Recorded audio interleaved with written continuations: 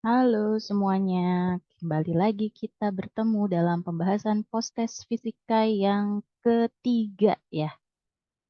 Oke, langsung aja kita bahas postesnya. Oke ya. Nomor satu, ini masalah kasus dari efek Doppler ya. Sebuah ambulans bergerak dengan kecepatan 63 meter per second dan membunyikan sirine dengan frekuensi 475. Berarti ini adalah frekuensi si sumber. Nah, ini frekuensi sumber, ini kecepatan sumber karena ambulans yang membunyikan sirine. Ada truk bergerak searah dengan ambulans, kecepatannya ini. Berarti dia sebagai pendengar ya. Frekuensi yang didengar oleh pengemudi truk saat ambulans beriringan dengan truk. Nah, kita lihat si ambulans kan lebih kenceng ya. Maksudnya lebih cepat bergeraknya. Berarti kalau truk bergerak searah dengan ambulans dan mereka bisa bergerak beriringan, berarti si truknya yang ada di depan. Nah, truknya di depan, ambulansnya ada di belakang. Nah, yang ada lampunya nih. Mereka bergerak searah. Nah, karena truk sebagai pendengar, artinya pendengar menjauhi sumber, sumber mendekati pendengar. Kasusnya berarti rumus Dopplernya jadi P min VP karena pendengar menjauhi sumber, P plus PS. Min juga, sorry.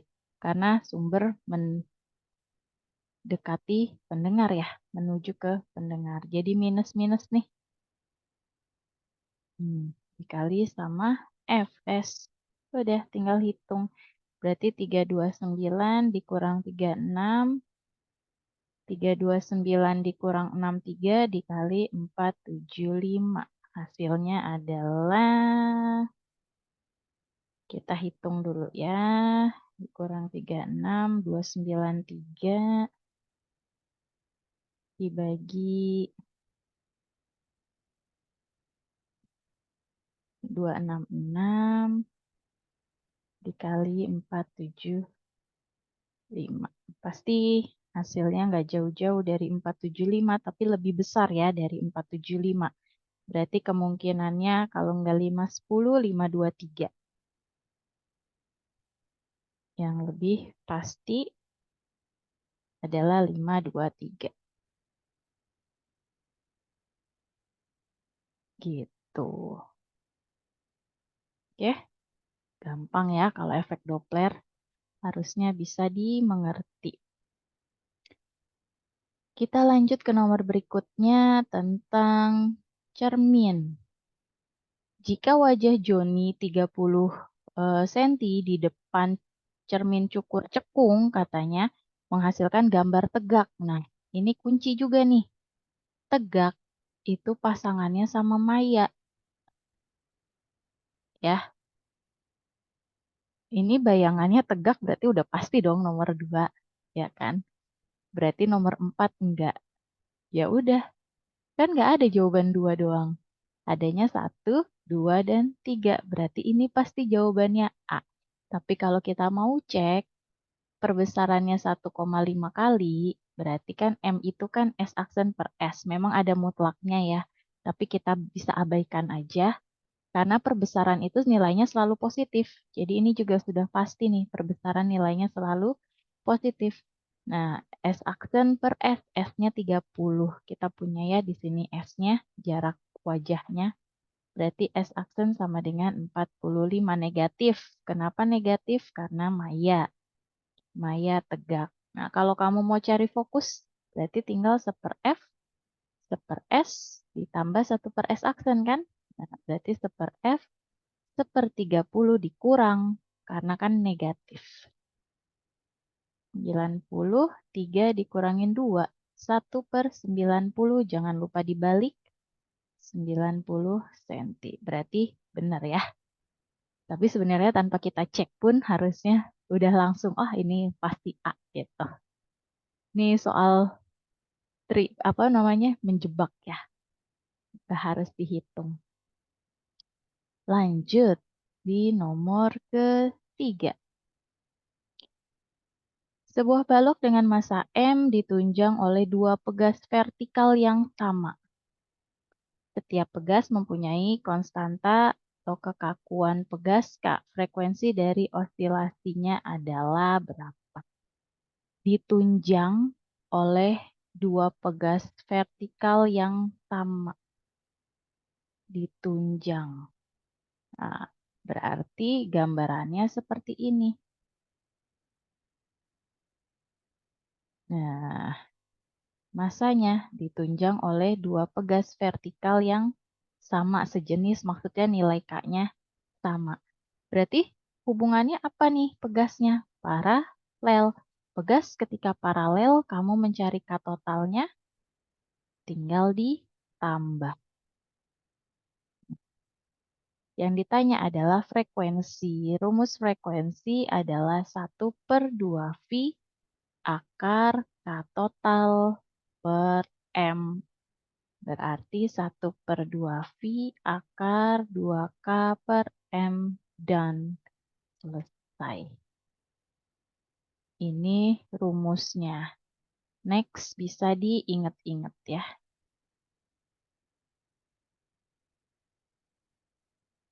Oke. Lanjut ke nomor 4.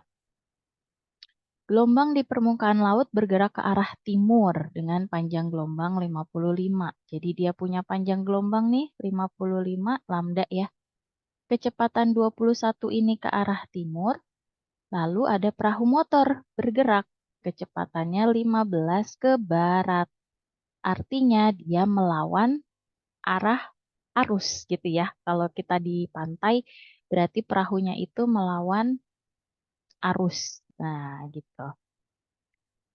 Logikanya, kalau kita bergerak melawan arus, itu kita akan lebih cepat terkena ombak berikutnya. Kan yang ditanya waktu yang dibutuhkan perahu motor untuk bertemu dengan puncak gelombang. Tapi kalau pakai rumus, kan rumus V itu sama dengan lambda per T gitu ya. Atau T sama dengan lambda per V. Tapi di sini kecepatan si perahu motor itu relatif sama kecepatan arus kan gitu kan karena dia melawan arus. Berarti 55 karena dia melawan kita kan pakainya delta V karena V-nya berbeda. Berarti harusnya 15 dikurang min 21 karena mereka kan berlawanan arah ya. Ingat kecepatan adalah vektor jadi arah itu menentukan tanda positif dan negatif. Oke? Berarti tinggal 55 dibagi 36 aja. Hasilnya sekitar 1,53.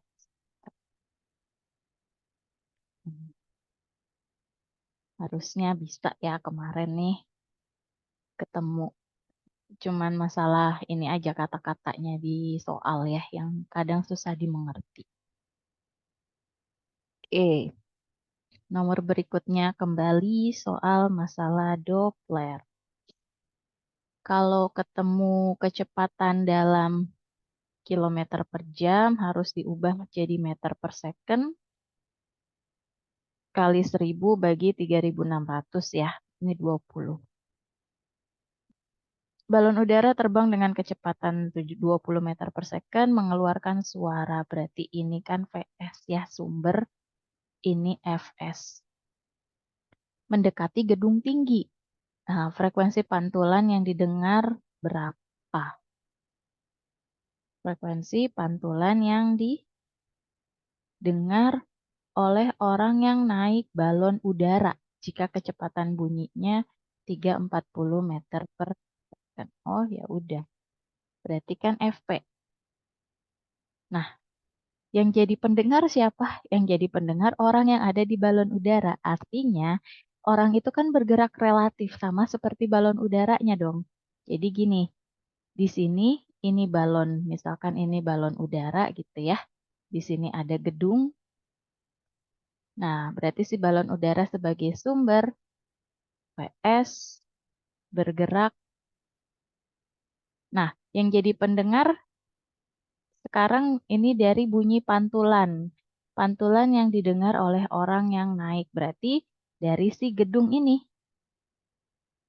Nah, gedung ini kan akan mantulin lagi nih. Gedung ini akan mantulin nanti frekuensinya yang didengar sama orang yang di sini. Berarti yang bertindak sebagai pendengarnya siapa? Yang bertindak sebagai pendengar itu si gedungnya. Ya udah, berarti pendengarnya kan diam. Gedungnya kan diam ya. Nah, sumber mendekati pendengar berarti min PS. Udah deh masukin 340 min 20 dikali 850. Berapa tuh? 340 dibagi 320 dikali pasti lebih dari 850. Tapi dia nggak jauh-jauh ya, nggak sampai 956. Berarti sekitar 903. Gitu. Oke, mudah-mudahan bisa dipahami. Lanjut ke nomor berikutnya. Ketika bayangan suatu benda dibentuk oleh lensa divergen, kemarin pada saat kita belajar kita lensanya konvergen, kan udah saya jelasin, divergen itu yang mengumpulkan sinar, kalau untuk lensa berarti dia lensa negatif alias lensa cekung. Nah, lensa cekung hanya punya satu sifat bayangan saja. Jadi kalau lensa cembung kemarin kan banyak nih. Kalau lensa cekung cuma satu sifat bayangan yaitu maya, tegak, diperkecil. Udah, maya, tegak, nyata kan nggak mungkin. Berarti 1 dan 3B. Gampang ya, kalau cembung tergantung sama ruangan. Kemarin kan kita udah bahas ya pas di kelas, bisa dilihat lagi catatan. Next. Beban bermassa 4 kali dari semula yang digantungkan pada pegas akan membuat pegas meregang 2 kali lebih panjang katanya. Terus, energi potensial pegas menjadi 4 kali lipat jika massa beban 2 kali semula. Lah, kita cek ya masalah elastisitas. F sama dengan K kali delta X. Rumus dari hukum Hooke. Nah, jadi kalau masanya 4 kali semula, benar nggak pegasnya akan meregang 2 kali lebih panjang? Hubungannya kemana ini? Gayanya adalah gaya berat. Jadi M kali G sama dengan K kali delta X. Artinya M sebanding dengan delta X. Kalau masanya jadi 4 kali semula, berarti harusnya si delta X-nya juga jadi 4 kali semula. Karena kan dia perbandingannya lurus, berarti pernyataannya salah. Sebab energi potensial. Nah, kalau energi potensial pegas, itu rumusnya adalah setengah K delta X kuadrat. Berarti energi potensial itu bergantung sama delta X tapi kuadrat. Katanya energi potensial pegas menjadi 4 kali kalau massa bebannya 2 kali. Nah, kita lihat delta X berbanding lurus sama massa nih. Nah, bisa kita gabungin berarti energi potensial berbanding dengan massa kuadrat. Kalau energi potensialnya jadi 4 kali semula, massanya bener nggak ya? Jadi 2 kali semula, kan lurus ya. Ini EP1, ini 4 EP gitu ya berarti. Nah, M1 per M2 kuadrat. EP-nya coret, seperempat diakarin jadi setengah. M1 per M2. Berarti M2 sama dengan 2 kali M1. Betul. Gitu ya. Jadi di sini kita pakai dua rumus di elastisitas pegas.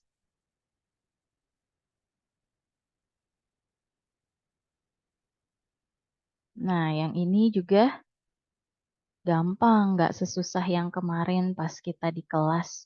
Ini langsung perbandingannya aja nih. Yang T kuadrat kan sebanding sama R pangkat 3. Artinya T bumi, T planet gitu ya. Pangkat 2 itu sama dengan R bumi, R planet pangkat 3. Katanya mengelilingi bumi periodenya 24 jam. Planet berapa gitu kan? Kalau satelit mengorbit planet tersebut, jari-jari orbitnya 16 kali ketika mengelilingi bumi. Ini artinya R planet sama dengan 16 R bumi. R buminya kamu tulis aja R bumi, ini ganti jadi 16 R bumi pangkat 3. Nah, kalau kayak gini jangan dikuadratin, jangan dipangkatin 3. Tapi biasanya kita bisa bikin begini. 16 itu adalah seperempat pangkat 2.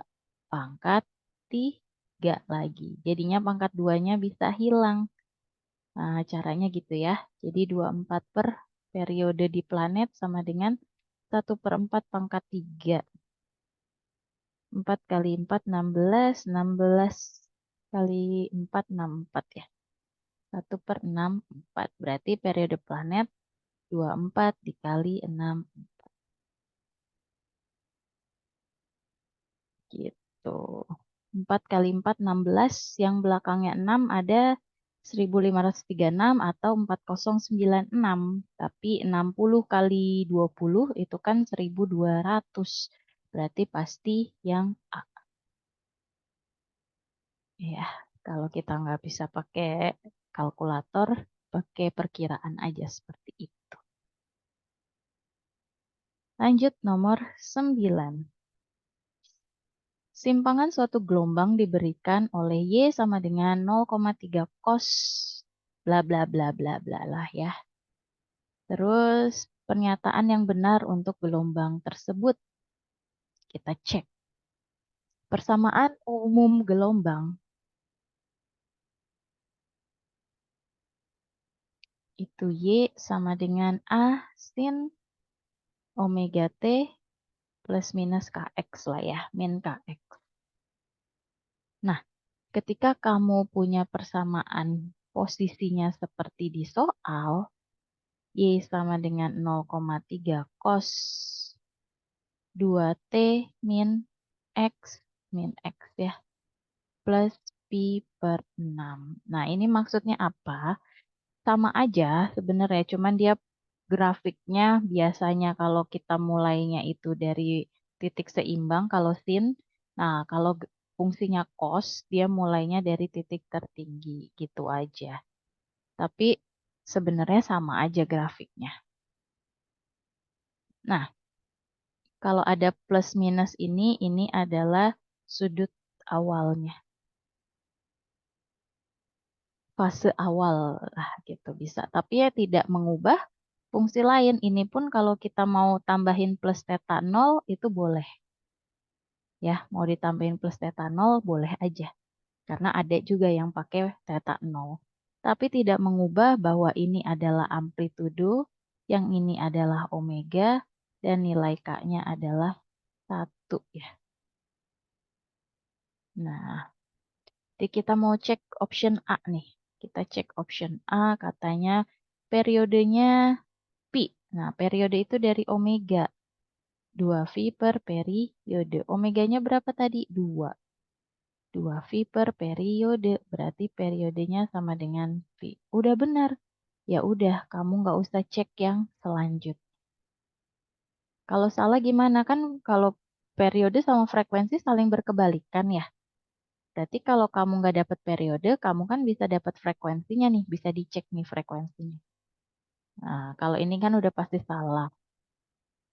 Terus kalau kecepatan awal gimana? Nah, persamaan kecepatan itu adalah turunan dari fungsi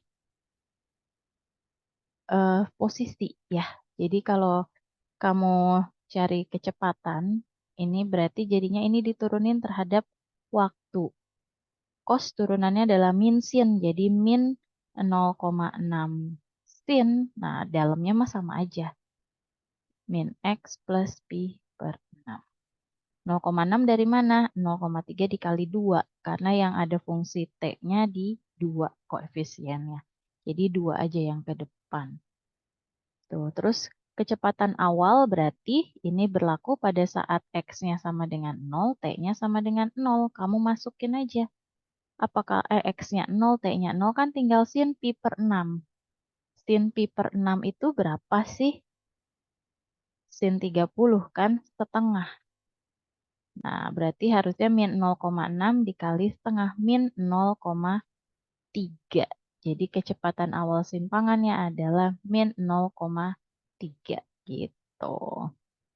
Dipercepat atau diperlambat, turunin lagi. Jadi kalau mau cari percepatan itu turunan lagi dari V. Jadi A-nya adalah sin, turunannya adalah cos. Jadi min 0,6 kali 2, 1,2 ya. Tuh. 1,2 sin sama dalamnya. Kosin, kos ya. Dalamnya sama aja. Udah, karena kamu udah pasti dapat minus di depan, gelombang merambat dipercepat, berarti salah. Laju perubahan simpangannya, laju perubahan simpangannya, V-nya. Persamaan V tadi kita udah punya, berarti salah ya. Udah pasti jawabannya yang A. Next, nomor 10. Lensa konvergen lagi ya. Lensa konvergen, lensa positif, lensa cembung. Fokusnya 15, direndam di dalam air. Pernyataan yang benar adalah, nah, kita bisa cek dulu aja.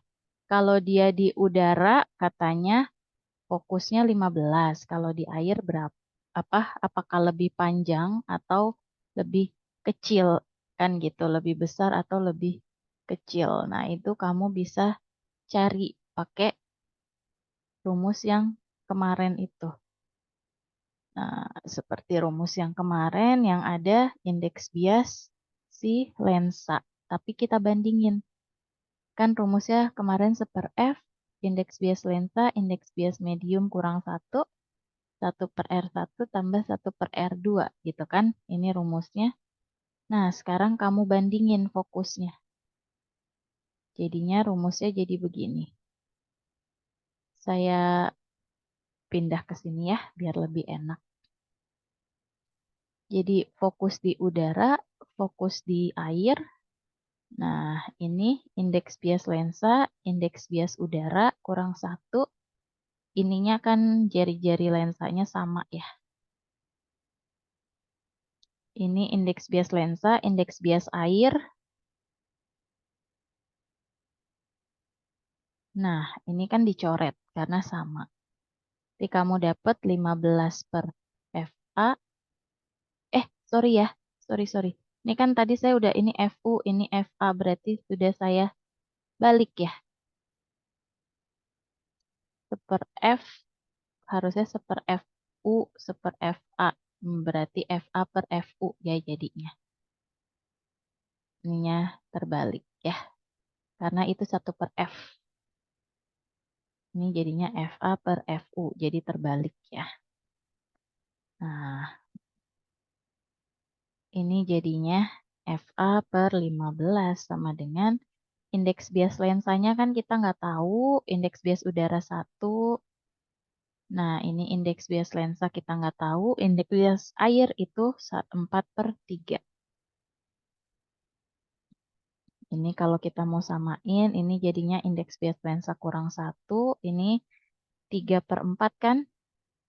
3 NL dikurangin 4 per 4. Nah, terus kali naikin aja ke atas. Ini jadi 4 NL min 4. Sorry. Kepencet. NL min 4 per 3 NL min 4. Udah deh. Sama denganin sama ini. Gitu. Jadi FA per 15 sama dengan 4 NL min 4 per 3 NL min 4. Nah, Nanti kalau misalkan kita lihat aja dari sini 15 adalah 3NL min 4. Berarti 4NL min 4 harusnya dia lebih besar dong. Iya, berarti FA-nya lebih besar dari 15. Udah pasti yang ini 4 saja. Kalau kamu mau coba hitung pakai permisalan aja dengan memisalkan indeks bias lensa misalkan 1,5 gitu ya. Oke, kita lanjut nomor 11 ini. Wah, ini juga gampang. Lulu melihat bayangannya di cermin rias membesar saat dia di dekat cermin. Saat dia mundur, bayangannya menjadi lebih besar, kemudian tidak mungkin diidentifikasi. Nah, kalau bisa menghasilkan bayangan diperbesar terus diperkecil, itu sudah pasti yang konvergen ya. Berarti ini pasti cerminnya konvergen. Cermin konvergen itu cekung. Dan ini nggak mungkin ada dua option ya. Maksudnya datar dan cembung gitu. Nggak bisa. Jadi tetap cuma satu. Yang pilihannya cuma satu pasti cekung aja. Ya, lensa pokoknya secermin dan lensa yang bisa menghasilkan bayangan diperbesar, diperkecil itu yang konvergen aja. Kalau yang divergen itu cuman bisa diperkecil. Oke, lanjut. Kelelawar nih. Sama ya, Doppler juga. Sama seperti tadi, berarti si kelelawar bertindak sebagai pendengar dan juga sebagai si sumber. Nah, berarti FP sama dengan V pendengar mendekat ya. Berarti plus VP, sumbernya juga mendekat, berarti min VS. Udah deh, masukin P-nya, frekuensi di udaranya dalam V aja ya. Oh iya, soalnya dia bilang 0,05 kali kecepatan di udara. 0,05 V, V min 0,05 V dikali 45.000. Udah deh, nanti kamu dapet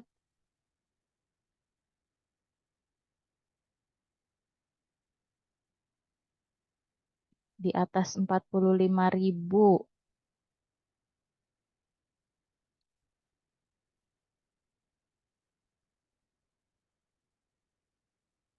Oh, saya hitung dapatnya 4,97 kali 10 pangkat 4 Hertz.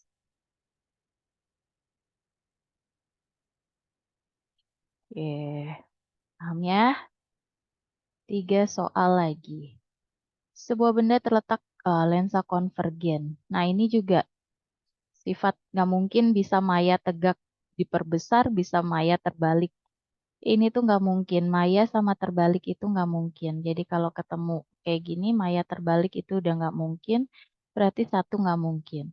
Ini ada nyata terbalik diperbesar, ada nyata terbalik diperkecil, pasti cuman yang diperkecil. Kalau nggak percaya, kamu hitung aja. Gitu. Ini 1/50, ini 1/15, S aksen. Ditambah. Berarti 1/S aksen, 1/15 dikurang 1/50. Pasti dapat hasilnya lebih besar dari 50. Jadi kalau saya hitung, nanti kamu akan dapat S aksennya, kok lebih besar, lebih kecil, 21,4. Nah, lebih kecil dari 50 berarti diperkecil. Nggak mungkin lah punya dua sifat yang berbeda ya.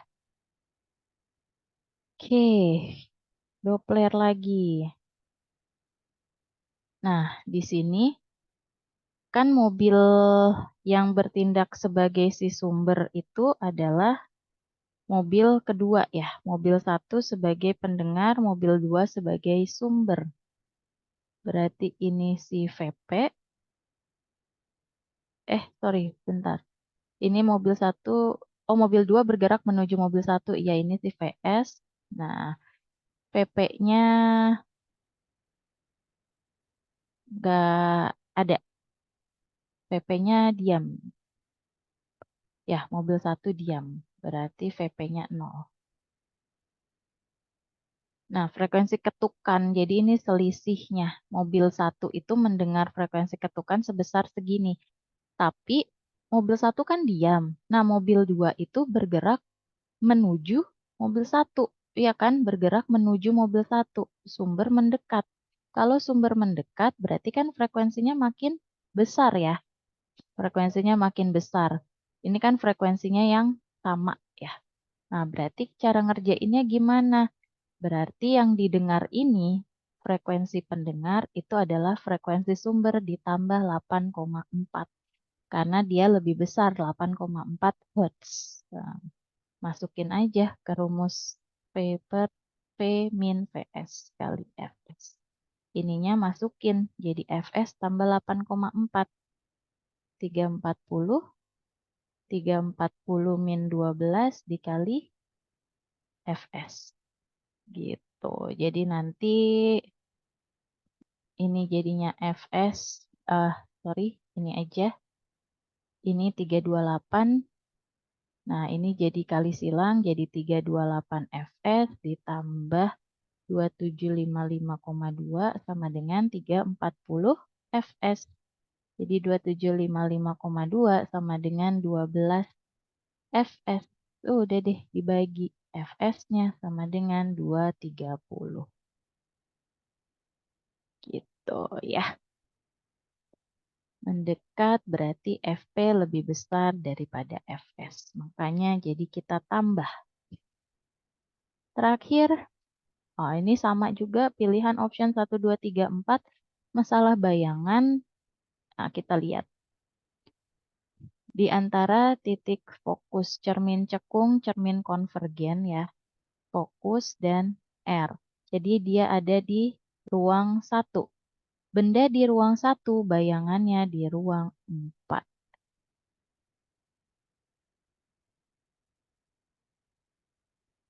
Berarti bayangan di ruang 4. Karena jumlahnya harus 5. Ruang 4 ada di belakang cermin cekung. Betul. Terus berarti bayangannya maya. Jadi kalau cermin beda sama lensa. Kalau lensa kalau yang satu posisi maya. Kalau cermin kalau dia ada di belakang cermin berarti dia sifatnya maya tegak. Nah, diperbesar atau diperkecil dari 1 ke 4 naik berarti diperbesar. Maya tegak diperbesar berarti B 1 dan 3. Gitu ya. Oke. Oke, demikian pembahasan postes yang ketiga kali ini. Semoga bisa dipahami. Kalau ada yang tidak dimengerti, bisa ditanyakan pada saat di kelas nanti. Oke, sukses semuanya. Assalamualaikum warahmatullahi wabarakatuh.